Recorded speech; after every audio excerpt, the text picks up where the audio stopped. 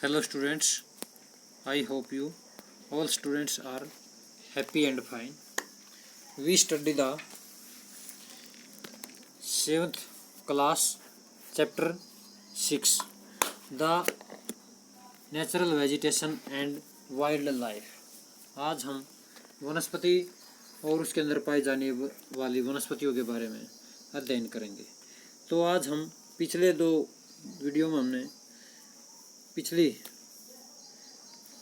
पढ़ लिया था, तो आज हम यहाँ से शुरू करेंगे। तो वनों के टाइप, तो इनमें वनों के टाइप में सबसे पहले टाइप है tropical evergreen forest. These forest are also called tropical rain forest. इन वनों को ट्रॉपिकल रेन फॉरेस्ट कहा जाता है, जिसमें दीज थिक फॉरेस्ट ओकर इन द रीजन। तो इस वन में या इन प्रकार के वनों में गहरे वन पाए जाते हैं इस क्षेत्र में, near the equator and the close to the tropic.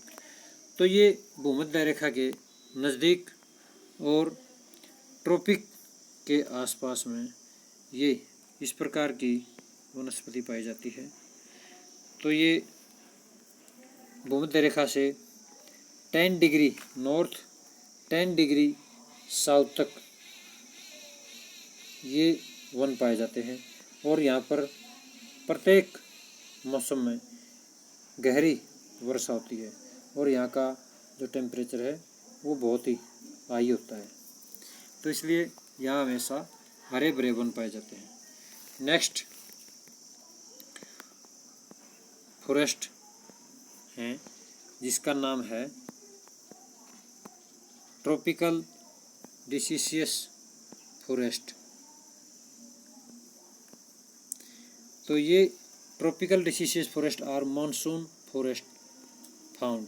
इन क्षेत्रों में जब मानसूनी वर्षा होती है तो यहाँ पर ज़ोरदार वर्षा होती है, और यहाँ इस प्रकार के वन भारत, ऑस्ट्रेलिया और north Australia and in the central America और मध्य अमेरिका में इस प्रकार के वन पाए जाते हैं। These region experience seasonal changes. तो यहाँ इस प्रकार के वनों में मौसमी परिवर्तन पाए जाते हैं कि एक समय तो इनमें भारी वर्षा होती है और ये प्रदेश हरे भरे हो जाते हैं, और तब वर्षा कम हो जाती है, उस समय में ये ड्राई रीजन हो जाते हैं, और इनमें hardwood trees found in these forest are sal. तो यहाँ पर फिर मौसम सूख जाता है और यहाँ पर अलग अलग प्रकार के पेड़ पाए जाते हैं। तो यहाँ कठोर लकड़ी वाले वन उगते हैं, जिसमें साल, टिक, नीम, शीशम। तो hardwood trees are extremely use for making furniture, transport.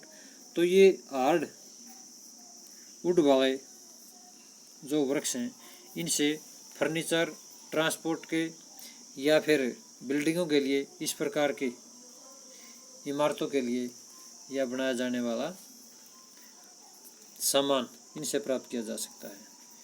Next है temperate evergreen forest. Temperate evergreen का मीनिंग है temperate evergreen forest are located in the middle latitudinal coastal region. जो मध्य अक्षांश हैं उनके अंदर जो कोस्टल क्षेत्र हैं, जो तटीय क्षेत्र हैं, वहाँ पर ये वन पाए जाते हैं। These are commonly found along with the eastern margin of the countries. तो ये देशों के ईस्टर्न भाग में पाए जाते हैं। इन एग्जाम्पल के रूप में क्या है, साउथ ईस्ट एशिया, यूएसए का जो दक्षिणी पूर्वी भाग है उसमें, साउथ चाइना में, in the south east Brazil, और जो ब्राज़ील का दक्षिणी पूर्वी भाग है उसके अंदर ये वन पाए जाते हैं। These comprise both hard and soft trees like oak, pine, इस प्रकार के वन पाए जाते हैं। तो फोर्थ अगली टाइप है टेम्परेट डिसिशियस फॉरेस्ट। आज we go toward high latitude, जो ऊंचे अक्षांश हैं उनके अंदर ये जंगल पाए जाते हैं। These are more temperate deciduous forest, ये भारी और ऊंचे तापमान वाले। तो these are more temperate deciduous forest. तो जैसे यहाँ बताया गया है कि भूमध्य रेखा से जैसे जैसे हम अक्षांश उच्च अक्षांशों की तरफ बढ़ते जाएंगे तो इनमें संघनता वनों की ज़्यादा बढ़ती जाएगी। These are found in the north eastern part of USA.